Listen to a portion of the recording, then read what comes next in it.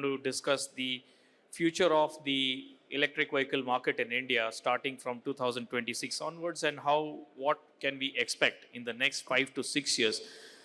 Now, with all the global incidents that have been happening, what has happened for the Indian electric vehicle market is that the localization policies, they have reduced the import dependency, while the US-Iran conflict has accelerated the overall electric vehicle growth and the market. To start with, I would like to start with what has happened on the global scale. So the key highlights to summarize what happened in 2025, there were about 21.6 million electric vehicles, passenger cars that were sold globally. Almost 66% of those were battery electric vehicles and the remaining 34% were plug-in hybrid electric vehicles. The global electric vehicle penetration in 2024 was close to 21%, and as 2025 finished, the electric vehicle penetration increased to 25%.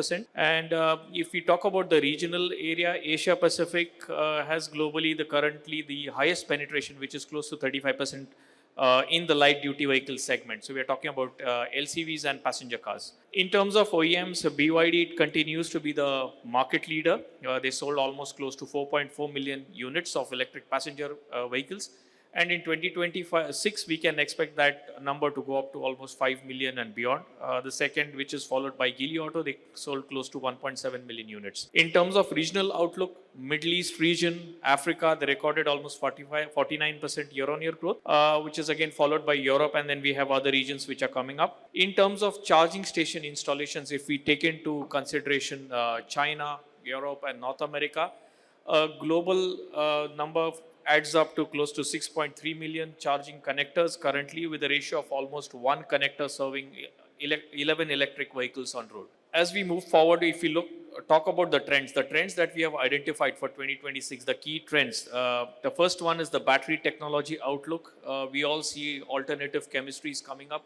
So till now, we could see LFP and NMC battery chemistry being the most prominent one. But what we see in the coming years is the advancement of NMC batteries has already been there, but along with that, there has been advancement in LFP batteries as well. So till now, it was lithium phosphate, but we now see the addition of lithium manganese iron phosphate batteries making its way into the market. The second one is the vehicle architecture. So 800 volt architecture is something that is being adopted on a mass scale. Previously, it was limited to premium OEMs, but what we have seen is even mass market OEMs have adopted this. From a 3-in-1 to a 5-in-1 integrated e-axles.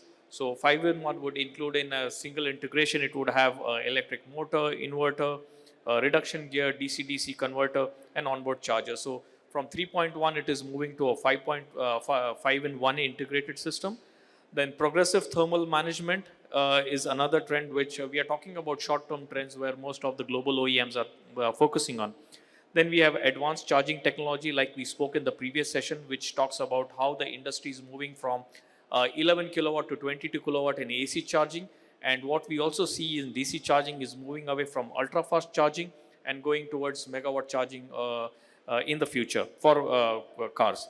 Then we have the electric motor technology, which basically focuses on the reduced dependency on permanent magnets, focus on compact packaging and higher power density.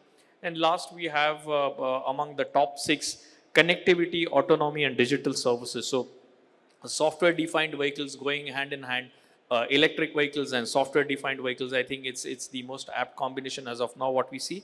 And AI-driven energy battery management system. So these are the 6 key trends that we have seen, which would be applicable on a global scale when we talk about the key trends. The numbers, I would quickly discuss this. So the 21 million, we can see the split, almost 59% ICE and 41% penetration we have from XEVs. When we mean XEVs, we are covering battery electric vehicles, plug-in hybrids, mild hybrids, and full hybrid electric vehicles. So if we put together these 4 powertrain mix, the XEVs, currently it accounts to almost 41%, and we have about 59% which is still IC engines. By 2030, we are expecting the market penetration for XEVs to go up to almost 65%. So only 35% ICE by 2030, and this is on a global scale. For 2026, we already saw there was a split of the 21.5 million, 21.6 million electric vehicles, 66% were battery electric and about 34% were plug-in hybrids. Now, we will move on to the Indian market snapshot. So the trends that we have identified for the Indian market, similarly what we saw, the key trends in the global scale, the ones which are directly relevant to the Indian market is supply chain localization, premium features in mass market electric vehicles, connected features, strategic collaborations, cross-industry collaborations, interoperable charging network, and advancement in battery technology. So these are the 6 key trends right now, what we see where the industry is focusing on the short term right now. As we move ahead, the current status of and expectations from 2026, in 2025, the passenger car market, it finished at about 178,000 unit sales. So this is Jan to December numbers. In 2026, we are expecting the market to finish at about 278,000. So almost 100,000 electric vehicles that would increase, recording a growth of almost 56%. Some of the obvious names in the top 5 OEMs, we have Tata Motors on number 1. After that, MG, Mahindra, Hyundai, BYD. Some of the top selling models. But what we can clearly see is the kind of growth that the market has experienced in last 2 to 3 years. Yeah, now talking about the long-term forecast or what we can expect in next 2 to 3 years, we have seen the evolution of the market. Let me just get back to the right slide. Yeah, this one.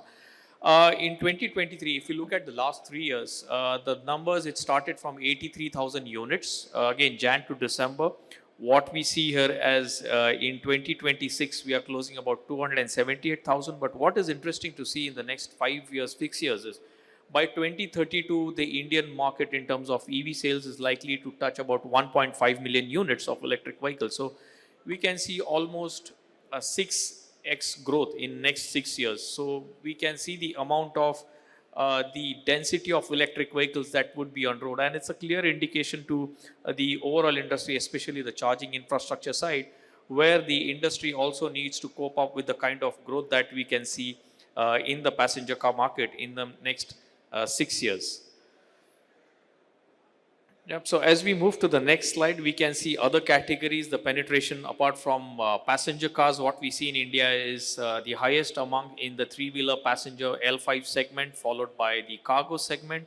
And then we have the 2-wheeler penetration close to 6.6%, similar to bus, and then goods carriers. So we can see the vehicle category-wise EV penetration in the Indian market apart from what we see in the passenger car segment.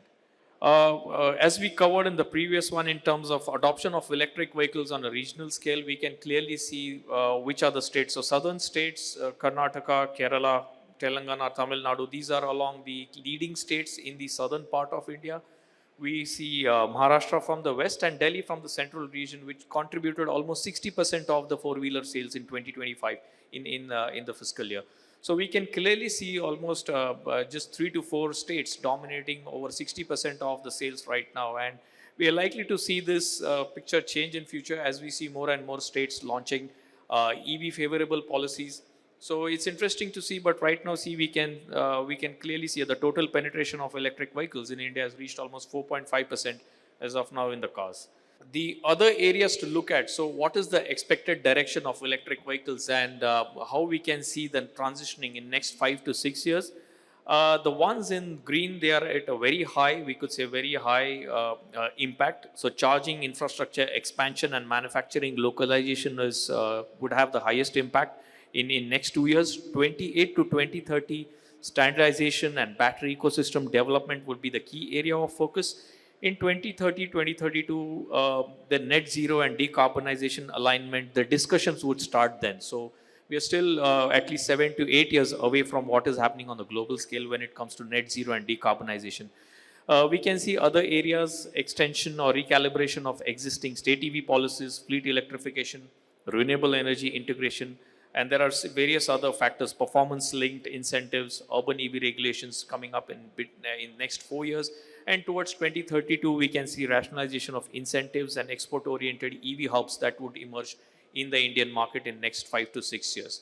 Yeah. Now, how OEMs will react to the global competition, as we can see in passenger electric vehicles, I would summarize very briefly, would not go in detail, but what we see here is OEMs which are catering to the passenger electric vehicle market, they're poised to stay flexible because it's more customer driven, programs exist in the market. It's more technology driven. For electric two-wheelers, I think it's more on a rethink side because we see more cutting edge technology making its way into the market, just not the Indian OEMs, but we see a lot of foreign OEMs participating in the Indian market, and the kind of technology that is offering. A lot of Indian OEMs need to upgrade themselves and rethink the strategy in order to compete with the market. As we can see, there are different market players which we have mentioned, the niche, the emerging, and the market leaders. In the electric three-wheeler, it's a stick-to strategy because like we saw in the previous slide, the penetration of electric three-wheelers is amongst the highest in all the segments, and we can clearly see it is a stick-to strategy for companies catering to that segment. In the ELCV segment, it is more similar to what we see in the passenger electric vehicle segment, more of poised to stay flexible. And electric buses, it's more stick-to strategy because it's completely government-driven. It's completely regulatory based, so the growth of electric buses is directly dependent on the kind of regulations and policies that are formed by the government. So this is what we see how the Indian OEMs or the Indian OEMs operating in the Indian market will react to the global competition. Now, when we move into the next section, the last one talking about the charging stations, currently the official numbers show about 29,000 connectors, charging stations that are installed across India. But like I said, the current EV park is close to almost 500,000 electric vehicles that are running on road across India. And there are about only 29,000 stations there.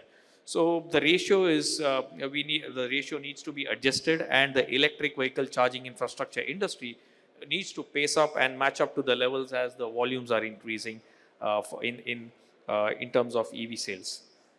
Now, I would skip this slide in the interest of time, but as we conclude, the three main conclusions that we have and what we have summarized in the report as well. So the top three conclusions from the study, and here what we have is government localization initiatives. They will strengthen the EV ecosystem, of course, by reducing import dependency, lowering vehicle costs in the long term, and improving supply chain resilience. What we also see is expansion of public and private charging infrastructure. It will accelerate consumer confidence, which will in turn will support the wider EV adoption across tier 2 cities as well. So right now we see the majority of the concentration is in tier 1 cities, but we would see this trickling effect in the tier 2 and tier 3 cities as well. And the third one, the recent the US-Iran conflict and subsequent fuel price volatility. I think it is the closest example that we can give as to what impact the change in fuel prices can have on your daily usage. So I think that has had an impact, a positive impact on the electric vehicle industry in the Indian market, because we have suffered the most in terms of when it comes to the conflict that has happened and when it comes to the oil prices. So I think these are the three conclusions that we have had from the report. So with this, I would like to conclude the presentation. Thank you.